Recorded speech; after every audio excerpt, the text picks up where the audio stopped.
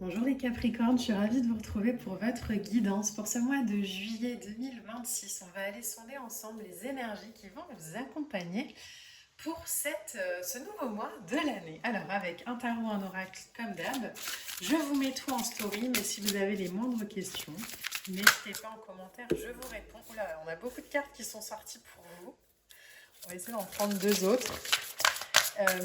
Pensez à liker, à commenter et à partager comme d'hab. Il y a quelque chose, alors c'est marrant parce qu'il y a quelque chose d'assez tranché. J'ai la sensation, je n'ai pas encore regardé les cartes en détail, hein, vous voyez, elles sont retournées, mais j'ai la sensation que dans l'énergie, il y a un truc qu'on tranche sur ce mois de juillet. Alors, on va voir. Un œuf de coupe. Ok. On a le diable. Ok. On a, bon, il est là le tranchage, le roi d'épée.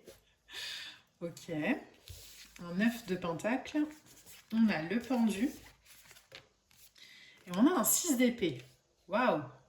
Alors, on va mettre ça comme ça. Et on va aller sur les cartes. Alors,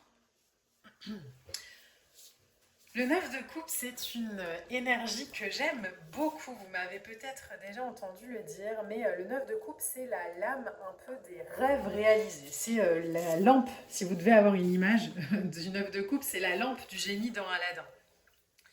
Le 9 de coupe, c'est de l'accomplissement personnel. C'est un état intérieur de satisfaction profonde. Il y a le symbole avec un 9 de coupe hein, d'aboutissement, d'un désir, d'une quête, où on se sent comblé. Alors, ça peut être dans la matière, évidemment, mais ça peut aussi être dans j'ai compris quelque chose dans mon énergie, dans mes croyances, dans ma façon de fonctionner. Et ça va carrément, bam, switcher ma vie. Le 9 de coupe, ça peut aussi être ça. C'est vraiment cette phase d'épanouissement émotionnel qui contente intérieurement. Moi, j'ai la sensation, les Capricornes, qu'on se sent libéré. Le mot qui vient, c'est ça, sur juillet. Et une forme de libération. Alors, encore une fois, ça reste de tirage général. Évidemment, ça ne parlera pas à tout le monde. Et évidemment que le tirage de cartes, hein, ça dépend aussi du travail personnel qu'on fait à côté. C'est pas de la magie non plus. Hein. J'ai la sensation, en tout cas pour ceux à qui ça parlera, qu'il y a un... En fait, que cette compréhension-là, elle vient... le diable ici, il résonne vraiment comme un espèce de feu intérieur qui se réveille. Ça vient redonner vie. De manière très concrète, ça pourrait être, j'ai longtemps pensé que j'étais, je sais pas, nulle, que j'étais limitée, que j'étais pas compétent, que j'étais maudite en amour. Bref, vous voyez ce genre de croyances hyper intelligentes qu'on peut avoir au cours de sa vie. Là, il y a une compréhension qui vient, ça switch. Et du coup, cette compréhension-là, elle refait naître un désir dont on s'était privé, dont on avait peut-être coupé, peut-être aussi parce qu'on avait un entourage ou une dynamique ou des croyances qui ne nous faisaient pas prendre la mesure de ce qu'on était capable de donner et d'offrir. Et là, en fait, cette compréhension-là, elle vient ouvrir. Et au-delà de se libérer de ces chaînes ou de ces schémas, c'est vraiment le fait de reconnecter à une flamme, à une... Ah mais en fait je peux, ah mais en fait je suis capable, ah mais en fait j'ai le droit. Vous voyez un peu ça. Le roi d'épée, c'est la figure d'autorité intellectuelle. Donc peut-être que cette compréhension, elle se situe aussi au niveau du mental. En tout cas, le roi d'épée, c'est la capacité aujourd'hui à analyser avec clarté. Donc on est peut-être moins dérangé par des croyances, moins dérangé par des vibrations comme ça extérieures ou peut-être tout simplement que les blablas des gens à l'extérieur n'ont absolument plus le même impact aujourd'hui parce qu'on s'est rendu compte de sa valeur. Donc il y a une envie, un désir aujourd'hui de construire son existence qui est fondée sur sa vérité, sur son équité, sur son efficacité. Il y a de la sagesse, il y a... j'influence aussi ma vie dans la matière par des décisions justes qui sont connectées justement à ma valeur, à ma compréhension. Là où avant on était peut-être dans l'auto-sabotage, aujourd'hui c'est non. Hein.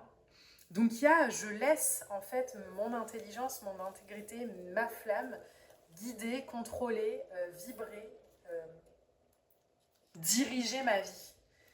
Et ça, c'était peut-être, entre guillemets, dangereux avant. On avait peut-être cette sensation ou cette compréhension que si je mets trop d'émotions, je suis en danger, si je mets trop d'intellect, je suis en danger. Voyez comment ça résonne dans votre monde et dans votre univers à vous. Mais quand on a longtemps eu des blocages de ce genre et qu'on reconnecte avec quelque chose, on pourrait vraiment avoir des déclics en disant mais oui, en fait, évidemment, je pouvais que vivre ça, c'est évident. Le 9 de Pentacle, ici, c'est de l'aboutissement personnel aussi, mais dans les Pentacles, donc dans de l'autonomie, dans de la stabilité. On se permet peut-être aujourd'hui, par exemple, de postuler à des postes qui avant nous semblaient inatteignables. On s'autorise peut-être aujourd'hui dans la matière à récolter les fruits de notre travail, de nos choix, en se valorisant. Donc on va aller toucher des vibrations qui sont alignées à notre valeur.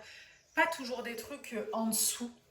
Euh, dans la sphère sentimentale, ça pourrait être, je me suis longtemps vue dans des relations avec des gens avec qui finalement je partageais rien, mais qui venaient tellement combler des manques ou des blessures que bon, bah voilà, j'ai nourri ça. Mais aujourd'hui, je me rends compte que j'attendais de gens qui ne se voient pas des validations d'être vus. Donc impossible.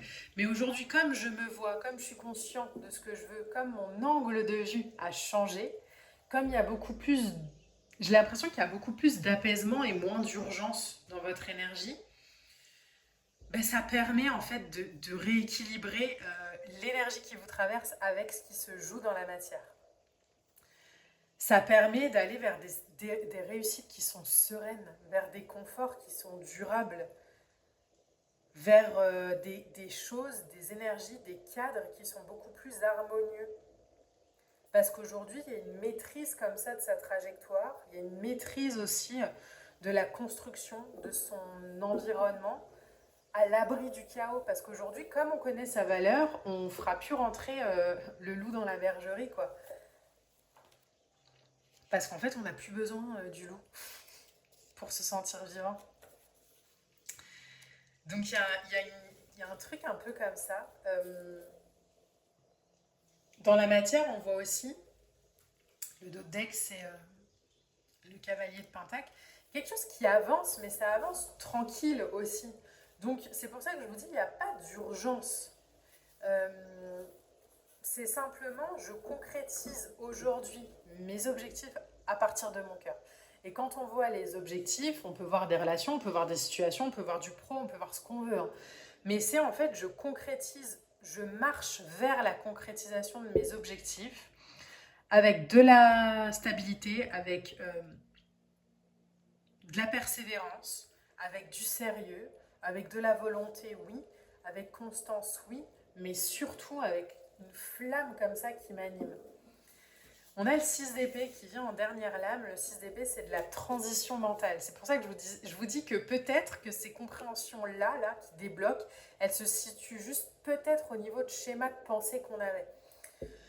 Le 6 d'épée, ça marque très souvent, vous voyez, c'est un personnage sur un bateau qui part d'une rive chaotique vers quelque chose de plus paisible. C'est de la réorientation intérieure. Donc ça marque vraiment un passage vers plus de lucidité, après peut-être des périodes de conflit, des périodes un peu intérieures comme ça, où on a beaucoup fait fonctionner son cerveau, on a cherché à comprendre, on a cherché ci, ça. Et là, en fait, on transforme vraiment la compréhension la confusion, en compréhension. Il y a une sortie de tension du mental. Pourquoi ? Parce que la direction qui a du sens aujourd'hui, elle n'est plus tournée vers le chaos. Donc on aspire vraiment à retrouver sur ce mois de juillet une harmonie, une paix au niveau de la tête, au niveau des pensées, à peut-être renouer avec des relations équilibrées, à se laisser progresser discrètement peut-être au départ, mais certainement. Donc l'idée pour vous sur ce mois de juillet, en tout cas le conseil des lames ici, c'est vraiment de dépasser tous les conflits, qu'ils soient externes ou internes au niveau de votre tête, hein, et accéder vraiment à une compréhension supérieure sur ce qui est vécu. Donc, est-ce que le conflit là qui avait lieu ou qui a lieu dans mon mental, ces jugements, ces autosabotages, marche vraiment pour mon épanouissement et pour la réalisation de mes projets? Si c'est non, je tranche, j'arrête, stop. Il y a vraiment je marche vers mon harmonie, je m'autorise à changer mes perspectives, je m'autorise à changer de vision. Encore une fois, de manière plutôt lente, hein, on n'est pas obligé d'être dans quelque chose de rapide, mais on vous demande, je crois, sur ce mois de juillet, les Capricornes, de switcher définitivement une façon de penser, au-delà d'une façon de faire, mais en disant, en fait, je ne nourrirai plus les conflits qui ne sont pas fertiles, qui ne sont pas rentables pour moi. Si ça ne fait pas sens, ça ne fait pas sens, point. Donc il y a vraiment une belle vibration et aussi beaucoup de conscience. Hein. Il y a aussi beaucoup de, en fait, si c'est bon, c'est bon, si ça n'est pas, ça n'est pas. Quelque chose d'assez clair aussi dans la vibration. Alors j'ai les cartes oracles qui sont tombées, je vais juste aller les récupérer. Donc pour ce mois de juillet, vous allez en avoir 2, vous êtes des petits chanceux, les autres en ont qu'une il me semble. Je vais la mettre ici, si ça veut bien focuser, non, c'est pas grave. Voilà, hop. C'est pas grave, je vais la mettre là. Tu es sur la bonne voie. Le nœud nord appartient aux énergies de l'âme. Et en plus, les nœuds lunaires, il me semble, enfin les nœuds changent fin juillet, il me semble. Hein. Je suis toujours pas astrologue, mais il me semble. Le nœud nord appartient aux énergies de l'âme. Sur le chemin de la vie qui n'est pas linéaire, j'avance. Je me reconnais comme un être lumineux qui conduit chaque jour un peu plus ses énergies dans la bonne direction. Bon, ça ne veut pas focuser, mais vous l'aurez vu. En deuxième oracle, vous avez Jupiter rétrograde. Ça ira mieux demain. Jupiter rétrograde harmonise les dissonances, les lois universelles d'équilibre et de justice régule toutes les sphères de ma vie. Tout ce qui ne contribue pas à mon équilibre disparaît de mon univers dès à présent. Et confiance, le plan divin est à l'œuvre.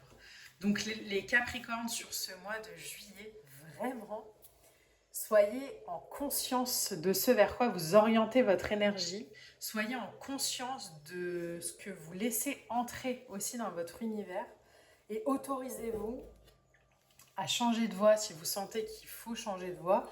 Autorisez-vous juste à vous reconnaître aujourd'hui comme la personne que vous êtes et alignez vraiment vos actions à partir de ça plutôt qu'à partir de ce qu'on aurait fait par le passé. Voilà les Capricornes, j'espère vraiment que ce tirage pourra vous accompagner au mieux. Je vous embrasse et je vous dis à bientôt. Bye.